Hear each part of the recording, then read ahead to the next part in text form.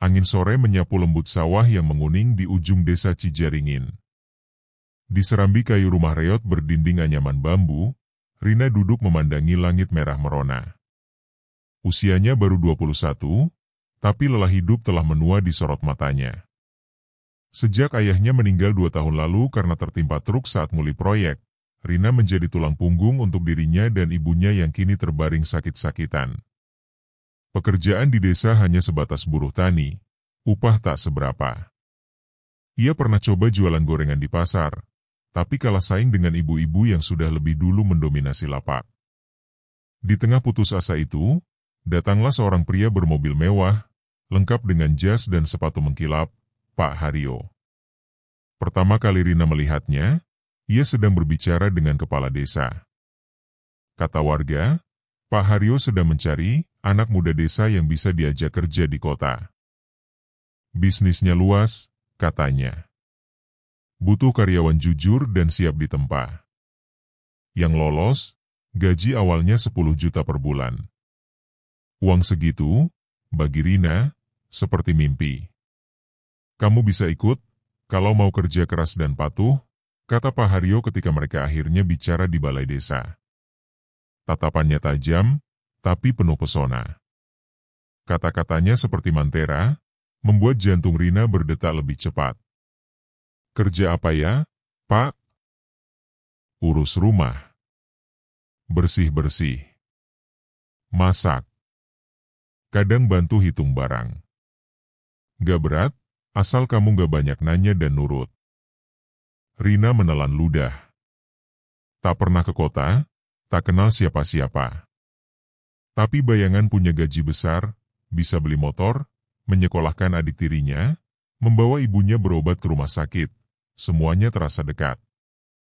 Kalau kamu setuju, kita berangkat lusa pagi. Ibu kamu gimana? Tanya Pak Haryo. Rina menunduk. Sakit, Pak. Tapi, saya pengen kerja. Biar bisa rawat ibu juga nanti. Sore itu, setelah Pak Haryo pergi, Rina menangis memeluk ibunya. Wanita renta itu tak banyak bicara. Hanya mengelus kepala putrinya dengan mata sembab. Kalau niatmu baik, ibu ikhlas. Tapi hati-hati, enduk. Dunia itu luas. Banyak yang tampak manis, tapi dalamnya pahit. 2 hari kemudian, mobil Alphard hitam menjemput Rina di depan balai desa.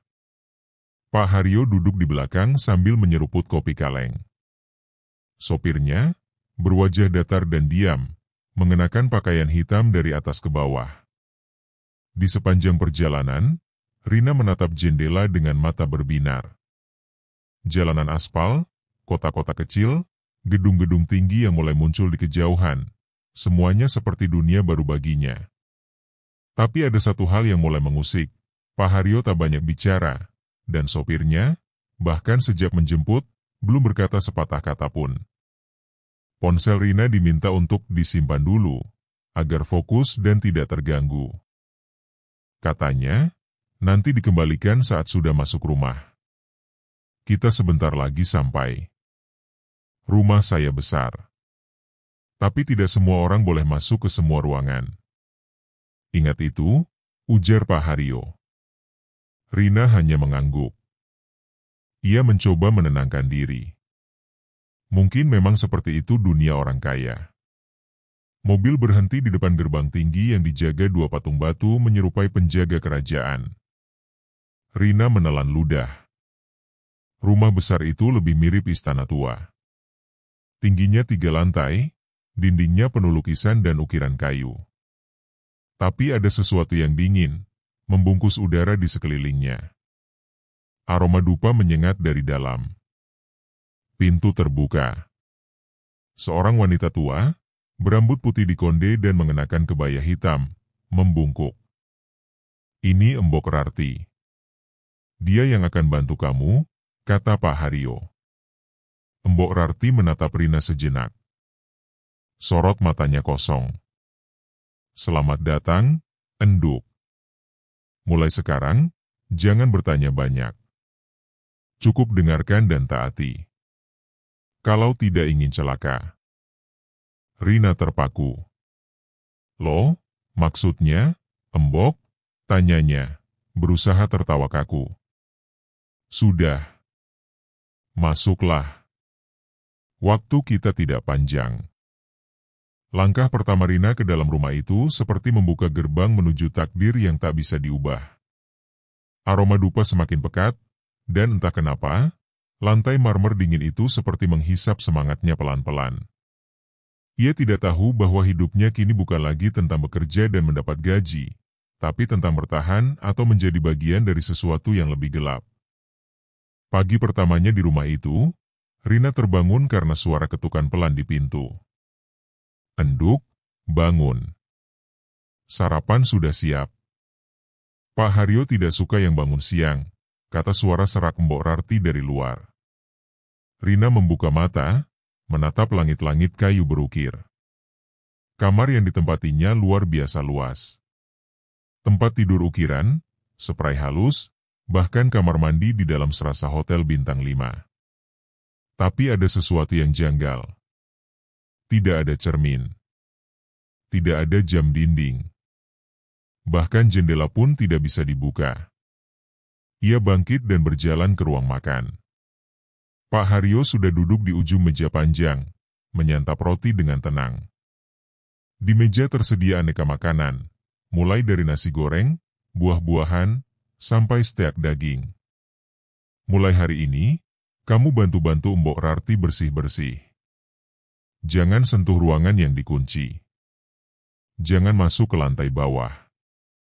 Dan jangan pernah bertanya soal hal-hal aneh yang kamu dengar atau lihat di rumah ini, kata Pak Haryo sambil menyesap tehnya. Rina mencoba tersenyum meski batinnya mulai terasa dingin. Ia mengangguk. Siap, Pak. Setelah sarapan, Mbok Rarti mengajaknya berkeliling rumah. Ada banyak ruangan, dan hampir semuanya kosong. Yang terisi hanya ruang tamu, dapur, dan kamar-kamar tertentu. Beberapa pintu di lakban merah, ada yang bahkan diberi rantai besi. Kenapa dikunci, Embok? Tanya Rina pelan. Mbok Rarti menoleh tajam. Karena di sana tempat mereka tidur. Kalau kamu bangunkan, kamu yang akan tidur selamanya. Rina tertawa kecil, berpikir itu hanya candaan. Tapi siangnya, saat ia sedang menyapu lorong, ia mendengar suara pelan. Seperti suara perempuan menangis, dari balik lantai bawah. Dek. Ia mendekat ke tangga yang mengarah ke bawah. Pintu kayu besar menghalangi jalan ke sana, tapi jelas suara itu dari baliknya. Halo? Ada orang? Tanya Rina, jantungnya berdegup. Suara tangisan berhenti.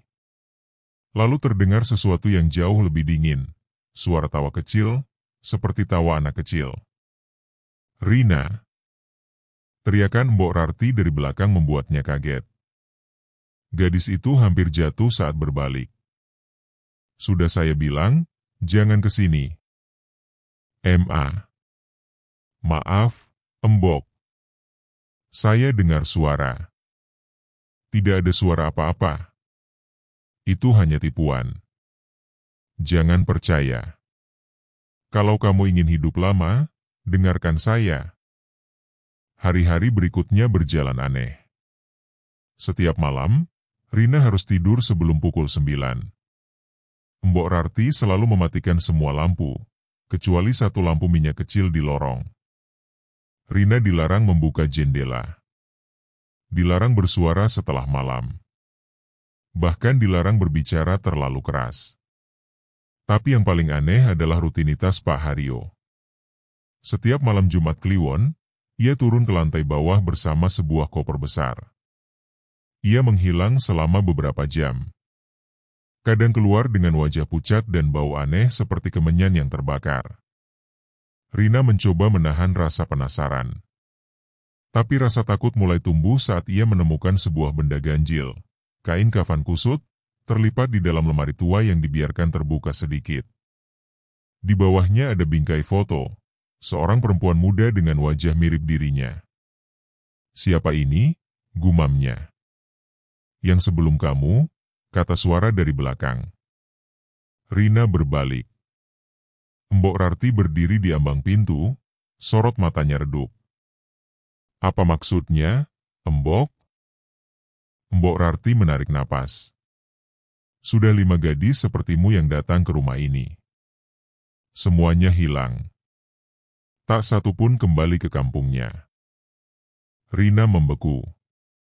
Apa maksudnya? Kenapa? Karena rumah ini bukan rumah biasa. Dan Pak Haryo bukan manusia biasa lagi.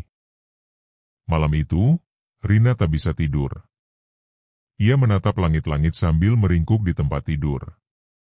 Di luar kamar, suara langkah kaki terdengar lagi. Pelan, berat, lalu berhenti tepat di depan pintunya.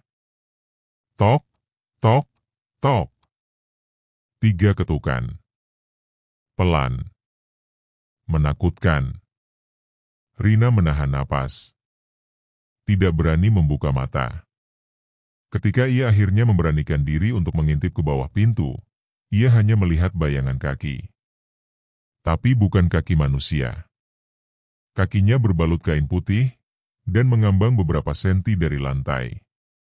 Pagi harinya, ia menemui Mbok Rarti. Saya mau pulang, katanya gemetar. Mbok Rarti menatapnya lama, lalu berkata, sudah terlambat, enduk. Kamu sudah masuk ke dalam lingkarannya. Sekarang hanya ada 2 jalan, ikut jadi bagian dari mereka, atau jadi pengorbanan. Hujan turun deras malam itu. Rina duduk di sudut kamarnya, berselimut hingga dagu. Ketakutannya kini sudah berubah jadi kegelisahan yang menusuk. Seluruh keberaniannya untuk mengejar gaji besar telah ditelan rumah itu. Ia ingin pergi. Lari sejauh mungkin dari tempat ini. Tapi pintu gerbang utama selalu terkunci dari luar. Ponselnya tak pernah dikembalikan. Bahkan tak ada sinyal apapun di area rumah besar ini. Di meja kecil, Rina menemukan secari kertas yang ia curigai ditaruh diam-diam oleh Mbok Rarti. Kertasnya sudah kuning, tulisannya menggunakan tinta merah, seperti darah. Sebelum kamu, ada Ratna, Ningsih, Dila, Tati, dan Ayu. Semua dari desa. Semua percaya janji gaji besar. Semua dijadikan tumbal. Rina menggigil. Tangannya gemetar membaca nama-nama itu. Lalu di bagian bawah kertas itu, tertulis, kalau kamu mau hidup, kamu harus tahu rahasia ruang bawah tanah. Tapi tidak semua bisa pulang hidup-hidup setelah tahu.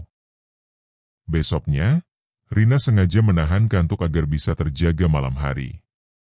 Ia diam-diam mengambil kunci-kunci lama dari dapur, berharap salah satunya bisa membuka pintu ke lantai bawah. Hatinya menolak, tapi ia tahu hanya satu cara untuk bisa lepas dari mimpi buruk ini, mengungkap semuanya. Tepat pukul 2 dini hari, ketika rumah sudah sunyi dan hanya suara hujan yang terdengar, Rina berjalan pelan menyusuri lorong menuju pintu ke bawah tanah. Tangannya menggenggam kunci, tubuhnya bergetar menahan takut. 3 percobaan, 4, kunci kelima masuk sempurna. Ceklik. Pintu terbuka perlahan. Aroma busuk langsung menyeruak, seperti daging yang dikubur lalu dikeluarkan kembali. Nafas Rina tertahan. Tangga batu menurun curam ke ruang yang gelap gulita. Dengan senter kecil dari kamar, ia melangkah perlahan.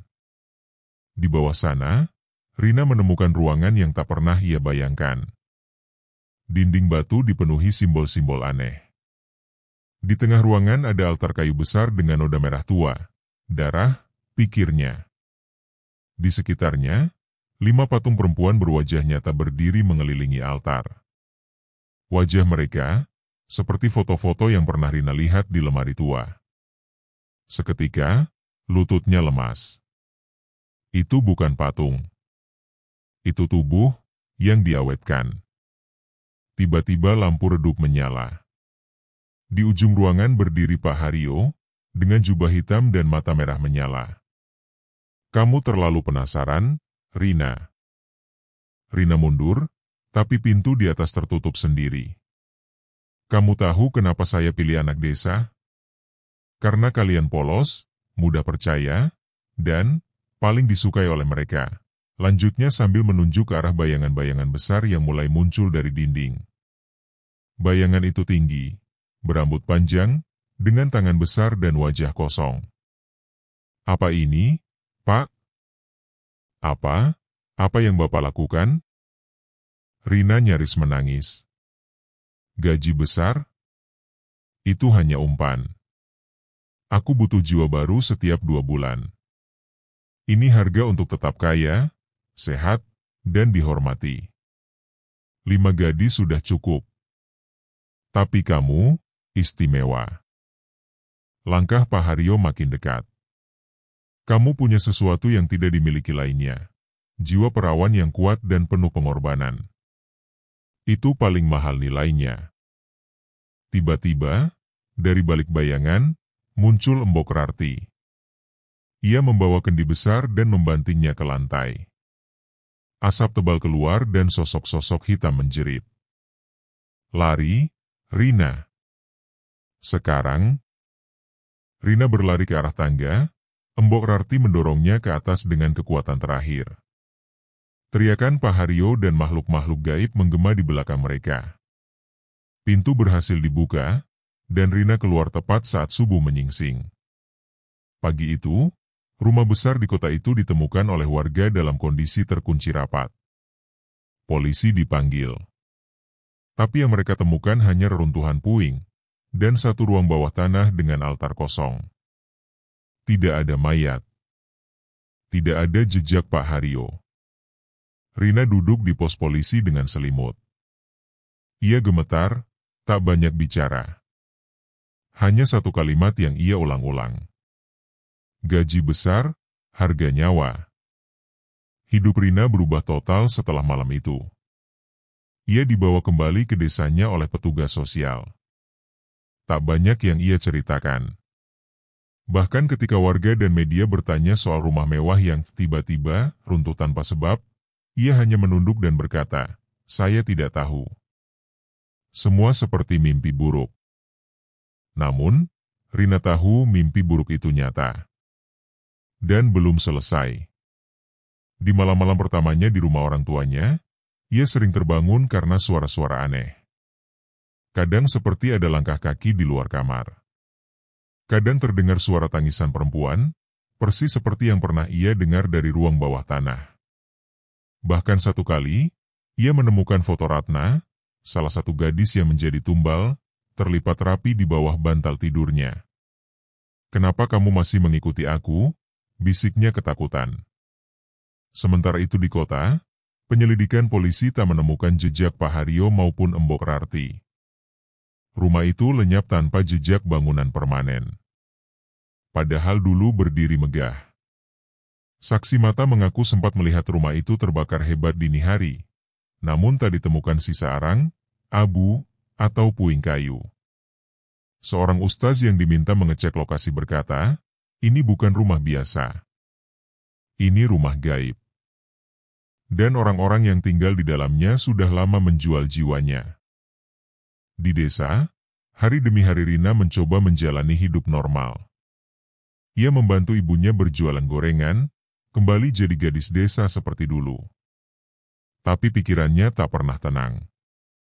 Sampai suatu malam, ia mimpi buruk. Ia berada kembali di ruang bawah tanah, dikelilingi kelima korban. Wajah mereka pucat, tubuh mereka berdarah, dan mereka menatapnya tajam. "Kamu selamat tapi kami tidak. Kamu keluar tapi kami dikubur. Kenapa hanya kamu? Kenapa kamu tidak ikut bersama kami?" Rina terbangun dengan keringat dingin. Saat bercermin di pagi hari, ia kaget melihat bayangan kelima gadis itu berdiri di belakangnya. Puncaknya terjadi saat Rina mulai pingsan berulang kali. Setiap kali sadar, ia berbicara dengan suara orang lain. Ibunya panik dan memanggil ustaz dari desa sebelah. Dalam salah satu kesurupan, Tubuh Rina bangkit dan berbicara dengan nada mengerikan. Gantikan kami, atau kamu akan kami tarik juga ke dasar tanah itu. Ustaz segera membacakan ayat-ayat suci. Tubuh Rina menggeliat, lalu ambruk. Setelah proses rukyah beberapa kali, barulah arwah para korban sedikit demi sedikit terlepas, tapi tak semuanya. Satu sosok masih membayangi Rina, arwah Mbok Rarti. Rina bermimpi Mbok Rarti duduk di tepi ranjang, wajahnya sedih. Aku dulu juga seperti kamu, enduk. Diiming-imingi uang, dijanjikan kehidupan. Tapi setelah tahu, aku tak bisa keluar. Aku jadi penjaga, jadi pembantu kejam. Aku bantu kamu karena aku ingin bebas. Mereka masih terikat di sana, Rina. Selama nama Pak Haryo belum lenyap dari dunia, arwah mereka tak bisa pergi. Rina menangis dalam mimpi. Bagaimana cara menghentikannya, Embok? Cari rumah asal Pak Haryo, bukan yang kamu tinggali itu. Tapi rumah masa kecilnya. Di sanalah semua perjanjian dimulai.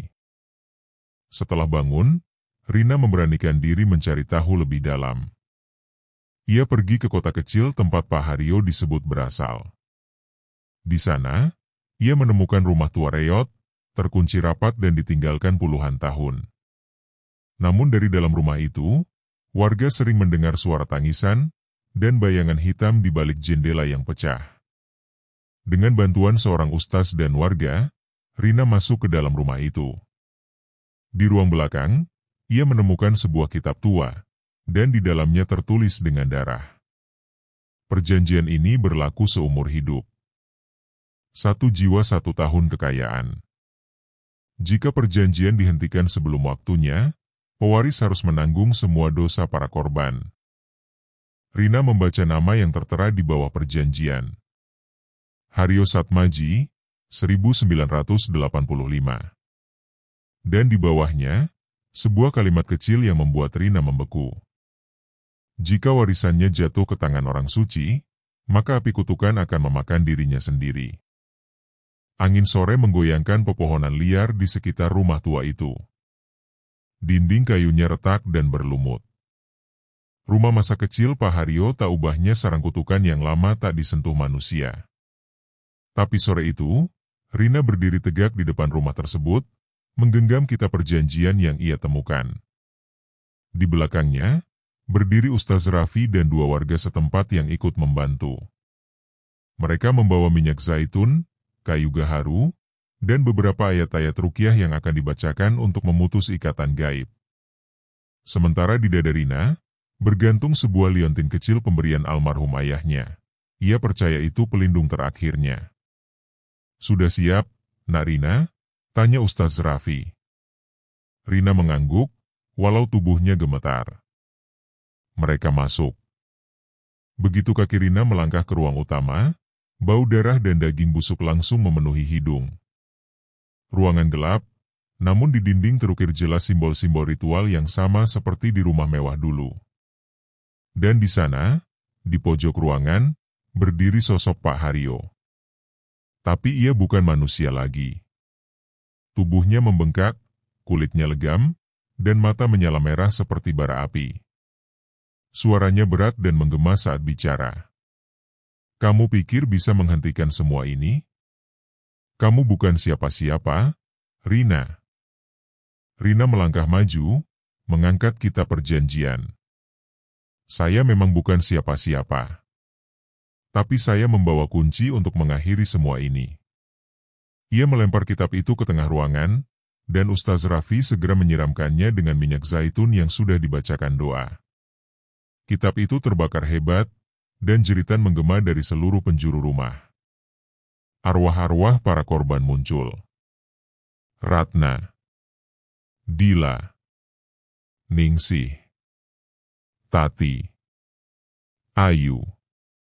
Mereka melayang di udara, tubuh mereka perlahan berubah utuh dan bercahaya. Tapi wajah mereka tetap penuh luka. Mereka menatap Pak Haryo, dan mulai menariknya. Aku belum selesai. Pak Haryo meraung, tubuhnya terangkat, diseret ke tengah pusaran api yang muncul dari lantai. Rina menangis. Ia melihat semua kejadian itu seperti menyaksikan sejarah yang diulang, tapi kali ini ia punya kuasa untuk mengakhirinya.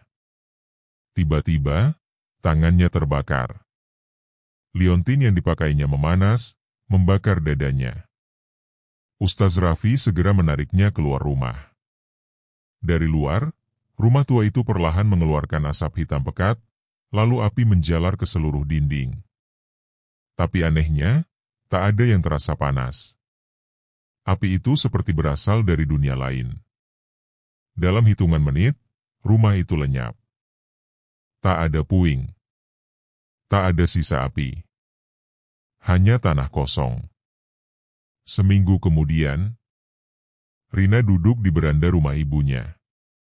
Senyum kecil tergurat di wajahnya. Sejak kejadian itu, suara-suara aneh telah berhenti. Tak ada lagi mimpi buruk. Tak ada lagi tangisan tengah malam. Ia kembali bekerja, bukan di kota, tapi membuka bengkel kecil di desanya sendiri. Bantuan dari warga dan dukungan dari banyak pihak membuatnya mampu mandiri tanpa perlu bergantung pada janji palsu gaji besar. Ustaz Raffi mengunjunginya sesekali. Mereka duduk minum teh dan membahas hal-hal sederhana. Namun suatu hari, sang ustaz berkata, "Pak Haryo mungkin sudah habis, tapi dunia ini tak pernah kekurangan orang serakah. Hati-hati, nak. Kadang jebakan tak datang dari rumah mewah, tapi dari tawaran yang tampak kecil." Rina menunduk. Ia tahu benar maknanya. Dunia ini selalu menaruh harga pada mimpi. Tapi tak semua mimpi pantas dibayar dengan nyawa.